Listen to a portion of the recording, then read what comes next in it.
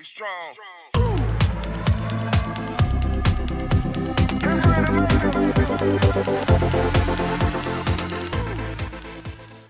Hi there again, YouTube.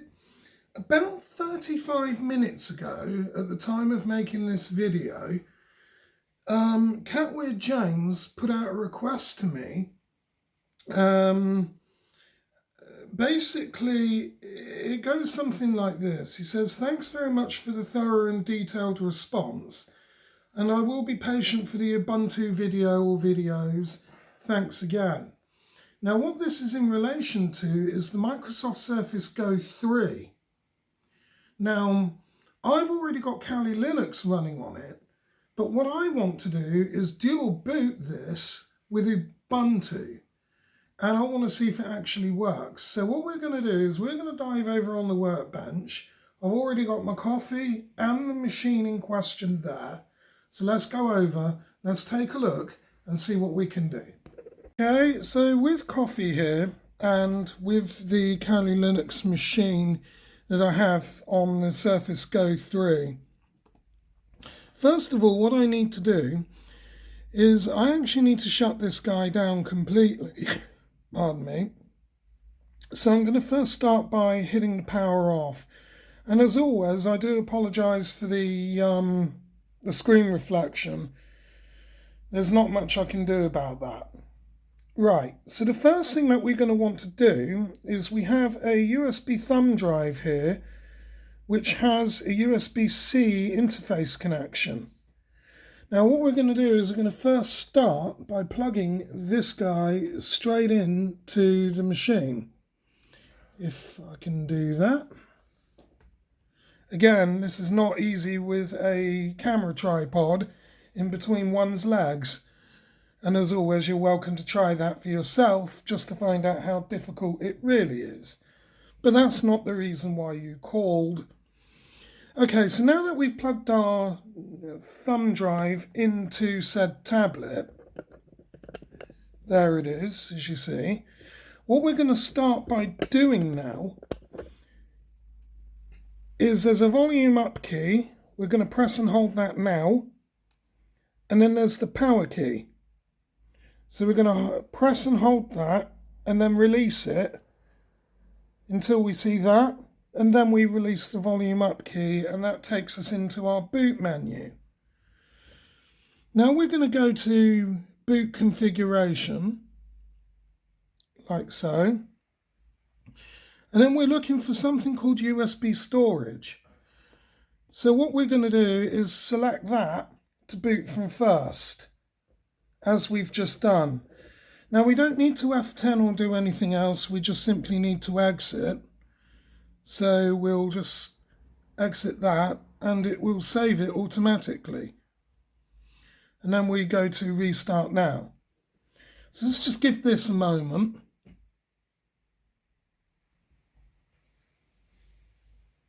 And see what it does. Okay, try or install Ubuntu. That's at the very top there. So what we'll do is we'll just press enter. This should install. That's the theory behind it. Right, okay, so we've got Ubuntu that's starting to load. So we're presented with our usual spinning donut icon. Let's just give this a moment and see what happens. This is unscripted, by the way. I've not done this before, so I don't know how this is actually going to work. Okay, we're thrown up with a splash screen here. That's probably going to present us with some menu, I would have thought. Right, here we are. Now, obviously for Catweird James or anybody else, your region and your language may vary. But I'm here in the UK, so we'll just do this according to the UK. So I don't need to touch anything there. Leave it as English and install Ubuntu. Okay, now on the left hand side we have our region. I'm going to set that to English UK. No, not South Africa. English UK. And I'm going to go ahead and hit continue. Now it's going to want us to connect to our Wi-Fi network. Mine's just // so I'll go ahead and do that. Hit connect. It'll ask us for our password. I'll try not to knock the tripod about.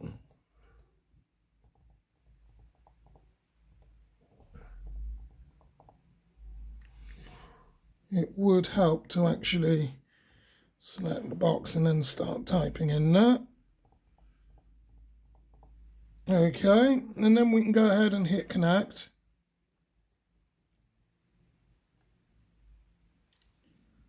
Followed by continue. As I said, this is unscripted, so I don't exactly know how this is going to work. Right, okay, so I'm going to do a minimal installation possibly, or do I want to do the full version? Right, well, I'm going to go minimal because if I do need anything, I can just download that accordingly. So I'm going to do minimal. Normal installation is obviously going to give you your utility software, games and media players, but this is actually for a pen testing machine. But we just want to see if the Ubuntu is going to work. So select minimal and then go ahead and continue. It should theoretically bring up a partitioner in a moment to ask us where we want to install to.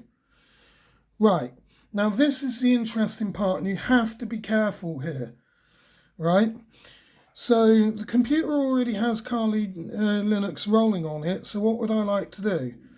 I'm presented with three options here.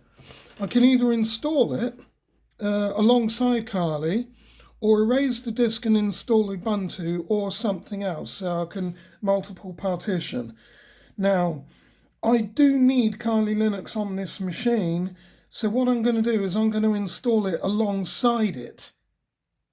And this is simply just done by hitting continue. And now we can select the size of our partitions. So what I'm going to do here, I'm going to split that directly in half. So it's going to be roughly about 30 gig each.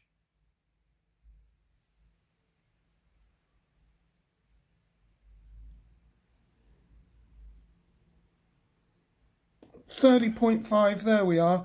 That's good enough for me. And now what we can go ahead and do is say install now.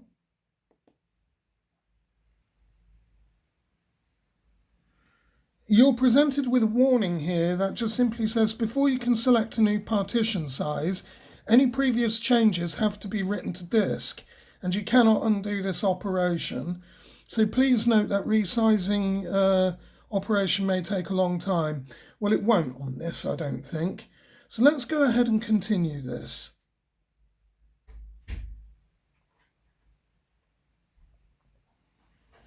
And now we just simply wait for that to do.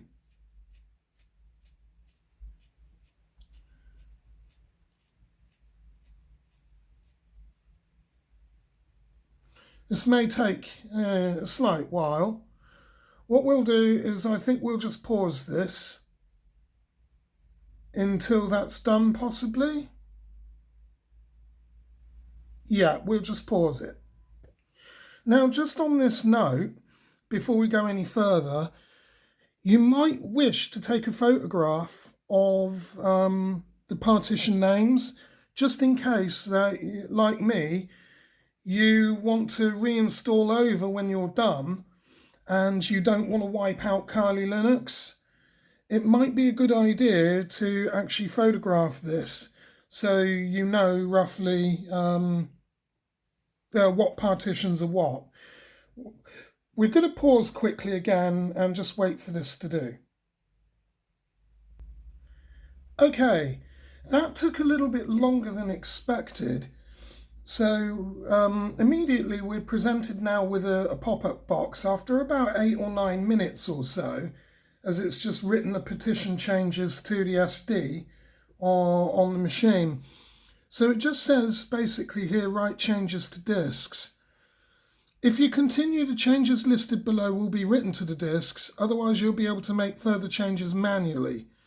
Now again, what I'm going to do is I'm going to take a photograph of that, because my plan is I'm going to further have to make amendments to this machine as I go. But all we're just going to simply say now is continue for the time being. Now it just asks where I am. Well, London is close enough. So yeah, good enough. We'll just continue.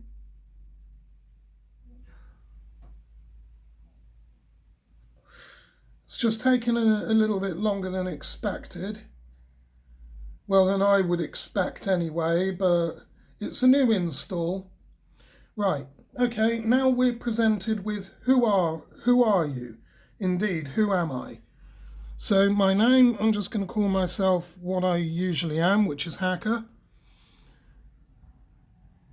Choose a password. Well, just to keep it simple, I'm going to call it Tor, which is root backwards. And I'm just going to tab that until I get continue. And then I'm going to say continue. And now what we have is our install, so it's just copying files across now. Now the good thing is with this, because it's all solid state, it should copy across quite quickly. There's no mechanical hard drives in this, so it should be okay. It should be quite quick. So we're just copying our files now. We'll just give this a few minutes. It says that it's almost finished.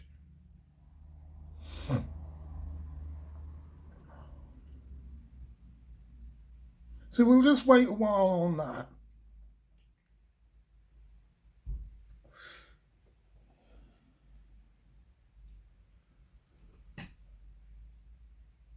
Almost finished copying files, so we've got about a third of the way to go.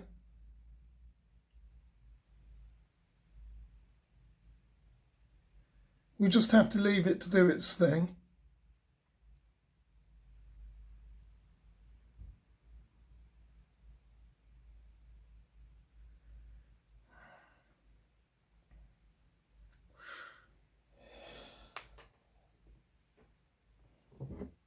You might wish to pause out this video in case you need to get coffee, by the way. It's actually quite an intensive process, this.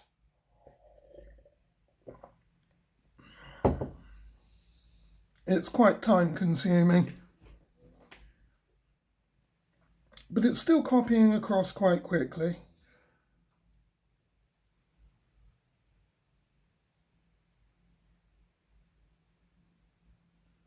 Just the last sort of 10th to go.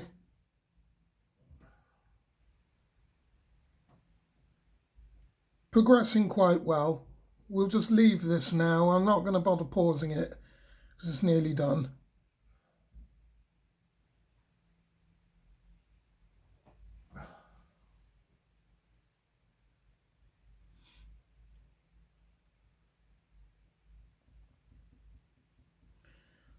Almost done.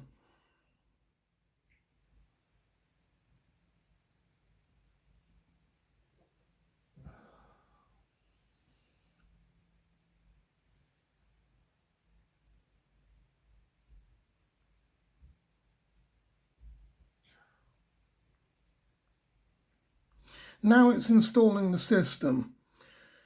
I have no idea how long this is going to take. It shouldn't take that long by the looks of this. So it's just retrieving files now.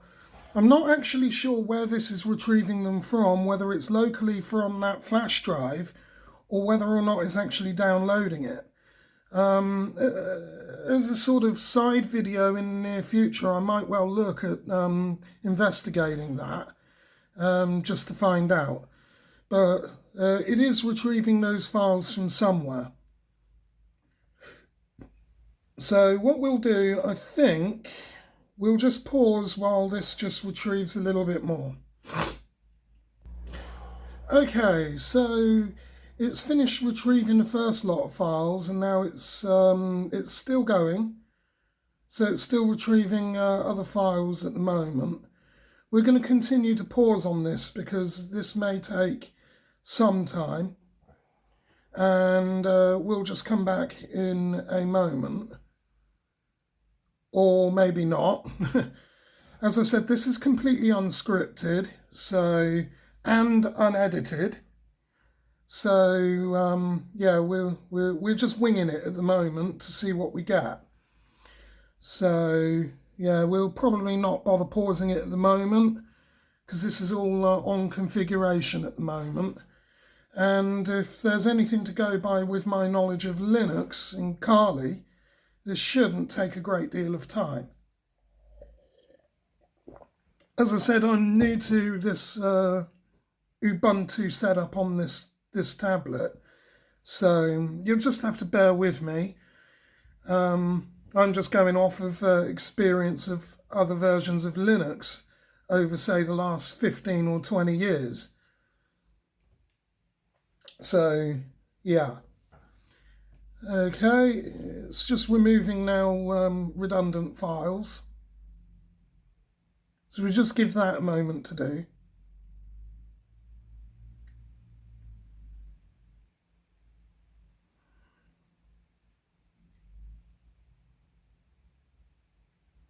The files that it's actually removing, it looks like it's the initial install setup files for the languages and for the regions, because they're not all needed. So if you're wondering what that is, that's more than likely, well, if you were wondering rather what it was removing, it was more than likely that. But again, all is nominal, all seems to be going well at the moment. And it's just installing other libraries at the minute. Don't need LibreOffice because we've essentially decided to go for a minimal install, so it's removing that as well, or any of the setup files for that. Again, all is proceeding nominally at the moment, so we'll just give this a few minutes.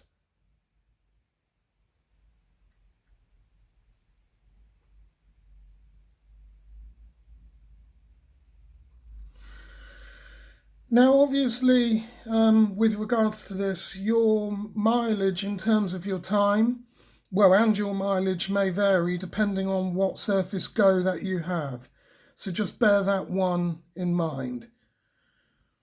Now, it's downloading packages now. So what we'll do is we'll just pause this while it does that, because that may well take some time. Now, on this, there is a skip button here. I'm not going to press that because I don't actually want to potentially break the installation. I suppose you could skip that and skip the download of the packages, by the way, if you so wished.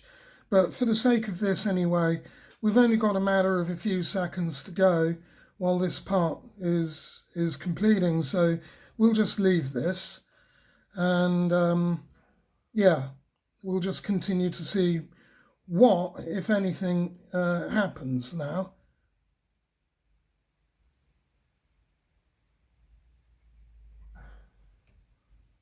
So we'll just pause while that continues to do. Okay, so it looks like it's done most of the downloading, and now it's just unpacking the various files that are needed. And it's configuring the grub bootloader by the looks of this. Configuring, yeah, a grub PC and its bootloader, and it's configuring its modules. So we'll just give this a few moments. It shouldn't take long. It didn't with Kali Linux anyway, so we'll just wait this one out, I think.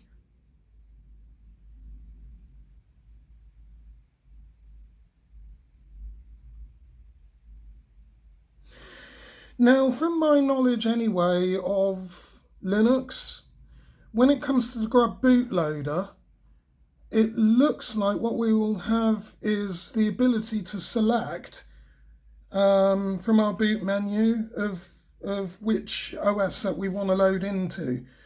So I'm assuming that will be the same sort of scenario here, but we will just look. Okay, so the installation now looks like it's complete. So you need to restart the computer now in order to use the new installation. So what we'll first do is that USB thumb drive, we'll go ahead and remove that. And we'll just go ahead and restart now, and we'll see how correct I am.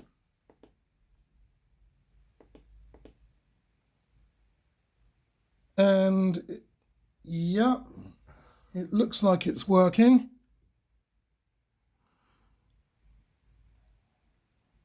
Let's just give that a moment.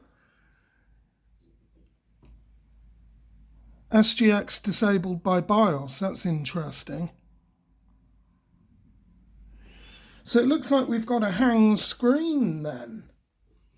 Okay, well, let's see if Control-Alt-Delete will fix that.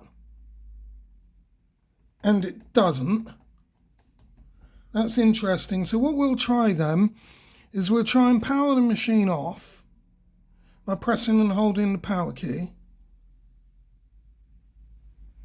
This may take a while. And now we'll turn the machine back on again and see what happens.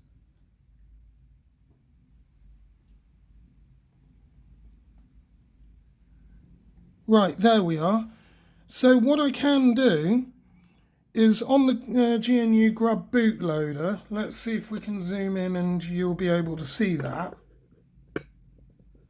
There we are. So we have Ubuntu at the top, advanced options for Ubuntu or Kali Linux. So I can actually now dual boot this. So let's go ahead and hit Ubuntu because that's what we're focusing on. We'll back out a bit. Let's see if this is actually going to do anything. So already we have our splash screen. It looks like it's going to load. And indeed it has. So it's just going to ask us for our password. And it looks like we're in. Okay. So we'll just skip that. Hit next. Yeah. Hit next. Hit done. And it's loaded. And let's see if this recognizes our Wi-Fi here, which it does. So on Ubuntu, this looks like it's going to actually work with my Wi-Fi. So let's go into Wi-Fi settings, and it's all there. So unlike Kali Linux, this actually works with the Wi-Fi. Now the first thing that we need to do is we go into Show Applications and we need to launch our terminal. And now what we're going to type is sudo space apt get. Well, let's redo that again. So it's sudo, sudo, space apt-get space update and hit enter. It's going to ask us for our password again. And let's see if we can actually get this to update, and then we're going to run apt-get upgrade. So that's done that. So we'll hit sudo apt-get upgrade this time, as you can see. An additional 34.9 megabytes of additional disk space will be used. Do we want to continue? Yes. So we'll go ahead and upgrade our install. And we'll just pause this because it may take quite a while. Okay, so it looks like everything has downloaded from our apt-get upgrade. So it's unpacking all of our relevant files and parent directories. So we'll just give this a moment and see what happens. Hopefully nothing untoward happens, because it actually looks like at the moment that Ubuntu is running fine on this. So out the box, we know that it's working. So Catweir James, this video was for you. At least it looks like out the box the device will work.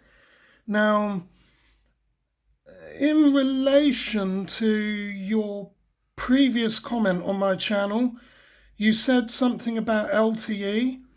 I'm not actually sure whether or not LTE and cellular functionality on this would actually work. I assume it would, but I guess the only real way of knowing is to try it yourself, because this version of the Go 3 it's just standard. There's no SIM card slot for it, at least not that I know of. So yeah, that pretty much sums that one up. But out the box, this appears to be working. So we'll just give this a moment, and we'll just let this set up all of its necessary files, and we'll go from there. Okay, so everything there looks like it's done, finally.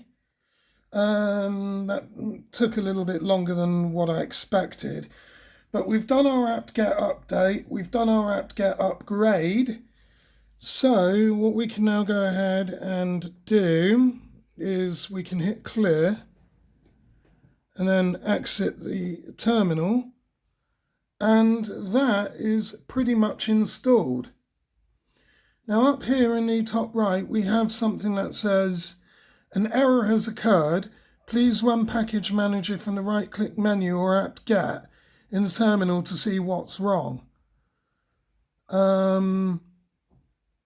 Is a hint to saying the cache has no package named Firefox, I think it was, but that's now just gone and cleared itself. Right, software updater. Updated software has been issued since Ubuntu 22.04 was released. Do you want to install it?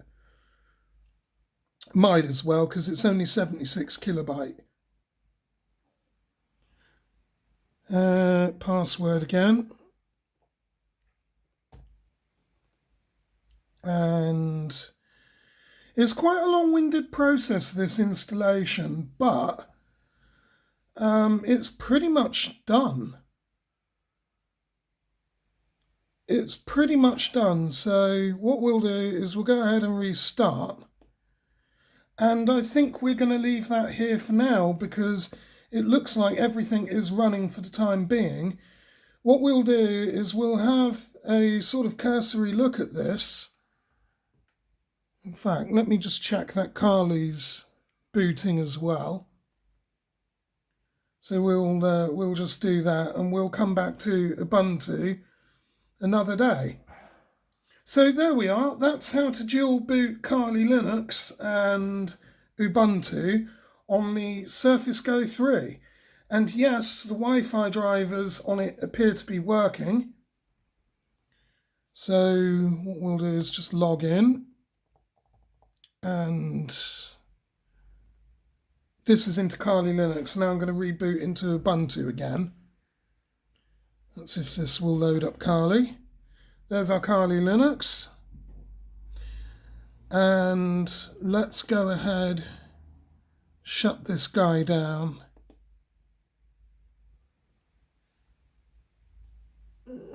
What have I done here?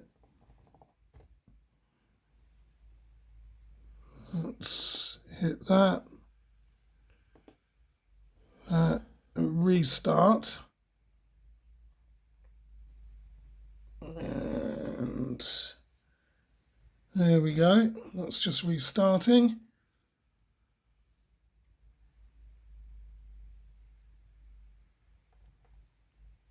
And we'll go back into Ubuntu. And I think we're pretty much going to leave that there. If this thing actually loads, which it should do. That takes us quite nicely to a half-an-hour video for us.